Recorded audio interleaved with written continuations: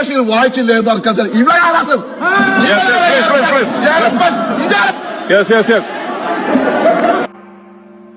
നമ്മൾ വിചാരിക്കും മുസ്ലിം ലീഗ് വളരെ മാന്യമായിട്ടാണ് രാഷ്ട്രീയ പ്രവർത്തനം നടത്തുന്നത്. പ്രത്യക്ഷത്തിൽ അവർ പറയുന്നതെല്ലാം വളരെ മതേതരമായിരിക്കും.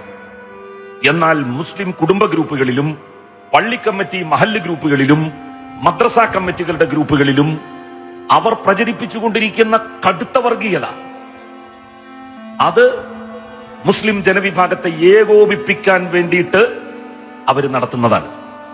നമ്മളുടെ ആളുകൾ മഹല്ല് കമ്മിറ്റിയിലൊന്നും വളരെ സജീവമല്ല, മദ്രസ കമ്മിറ്റിയിൽ സജീവമല്ല.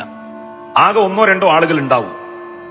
അവരൊക്കെ ഈ പ്രചരണം ഇതിങ്ങനെ ശക്തമായിട്ട് വരുമ്പോ ഞാനായിട്ട് ഇനി ഒന്നും പറഞ്ഞ് കുഴപ്പമുണ്ടാക്കേണ്ട എന്ന് കരുതി അവര് അർത്ഥഗർഭമായ മൗനം അവലംബിക്കും.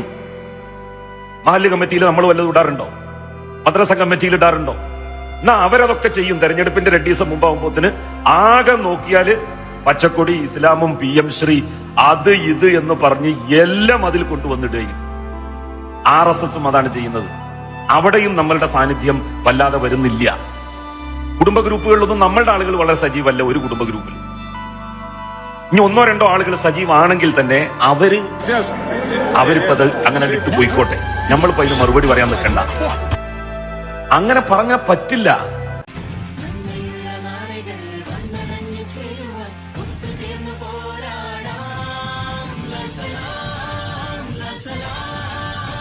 La